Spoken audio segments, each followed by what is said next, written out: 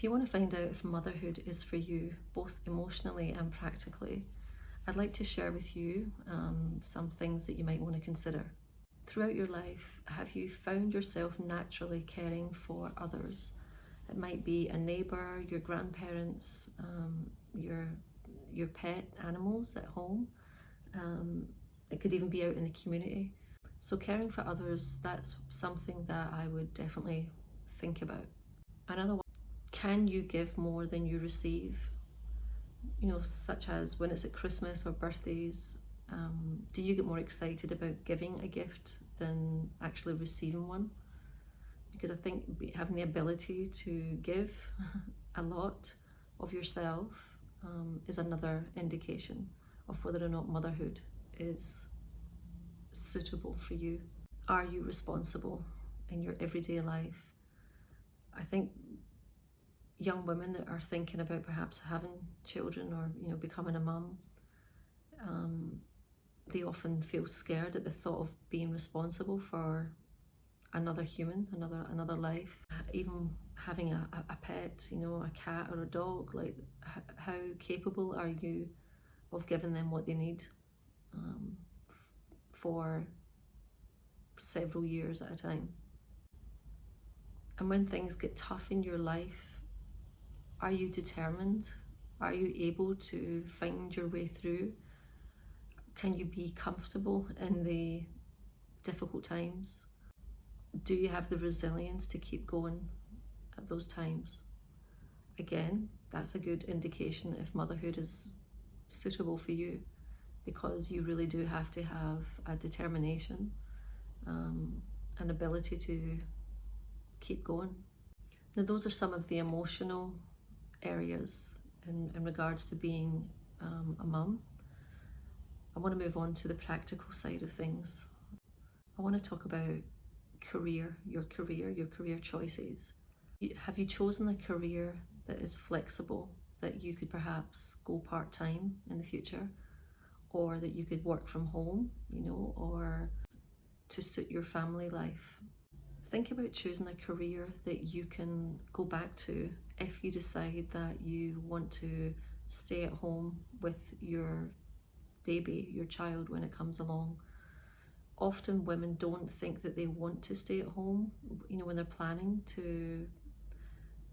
they're planning parenthood, motherhood. Often women with careers, when they think about having children or having a baby, they perhaps think that they will definitely want to go back to work once your baby is born. A few examples of jobs that might be suitable as a career that you can take some time away from is something like a bookkeeper, an accountant, a physiotherapist, a psychologist, a writer, an editor, and then a lot of IT jobs that you can do remotely, and then even a home business or an entrepreneur type of career. These are all things that you can choose the hours that work for you and for your new family. Another area that is really important to think about when you are considering motherhood is income. Can you afford to go from 2 incomes down to 1 income? What if you decide that when your baby comes along, you don't want to go back to work? Many women think that they will return to work probably within the first year, or some don't want to go back to work but feel that they have to. Before you decide on motherhood, really discuss with your partner, and this is really vital, I believe, discuss with your partner, how would it look if you weren't working for the first 3 years of your baby's life? Because ideally, your partner's income would cover all financial costs. But if that isn't possible, then the other alternative might be, when you are working and your partner is working before any children come along, budget for savings and put your savings away so that when it's time to have children, you will have money put aside that will allow you to stay at home and be with your child full time.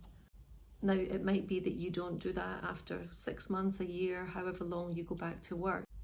It would be ideal that you've got savings put aside that will cover your income whilst you are staying at home with your child. You don't want to do it the other way around, where you have your baby, you then feel that natural instinct to stay with your baby, and you can't because financially you're not set up for that. So I would suggest plan your life as if you are going to stay at home with your baby, and if you don't, then you've just got some extra money put aside, which will definitely come in handy. I think around this subject of discussing with your partner about, one income versus two incomes, it's really important that you choose a partner that has the same values as you. For example, your partner really supports you not going back to work for the first 3 years of your baby's life. That might be something that you want to discuss and have that worked out, and ensure that that's something that you both are happy for that to happen. Even when you're first dating, don't leave it until you're married or you're well down the track. Those are questions that if you're looking for a partner or you've got a partner, definitely discuss those things. Make a point of having a really detailed discussion with your partner. Ensure that you discuss all options, be it you remain with two incomes, you stay at home, your husband is happy to go out and work whilst you're at home for the first 3 years or longer. Setting up your life so that you can cover all those options is really, really important. Another thing to consider is your location. How close are you to extended family, be it your mum, your parents, your partner's parents, siblings, other extended family? Once you have a child and you want to work part-time, or you really want to cut back on the hours that you are away from your baby, consider living close to grandparents, because that can be a really helpful resource to, at least if you have to go to work, you can leave your child with family members, your mum, dad, the in-laws, because that is going to be the second best option if you can't be there yourself. So it's something to think about. You might live in another country, or you might live in a different state from where you've got some family that could potentially be support in the future.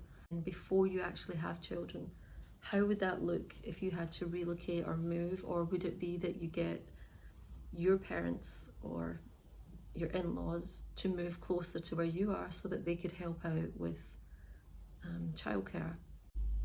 And even if you're not going back to work, it could be really helpful as a new mum to have grandparents close by, because obviously there will be times where you'll need a break, and especially the first 6 months where it's a whole new routine that you have to find.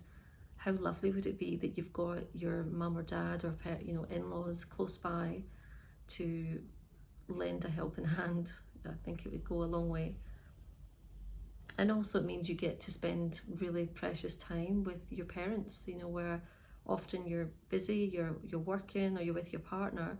Suddenly you can be at home with your child and get to spend time with your parents. And the grandparents can get to spend time with their new grandchild. How precious would that be for them? So in summary, can you care for other people? Are you dependable? Are you responsible? Are you resilient when times get tough? Have you chosen a career that you can cut back to part-time hours or walk away from for a few years and go back to it? And with income, can you move from 2 incomes down to 1? Or can you budget for savings to cover your income whilst you're not working? And your location.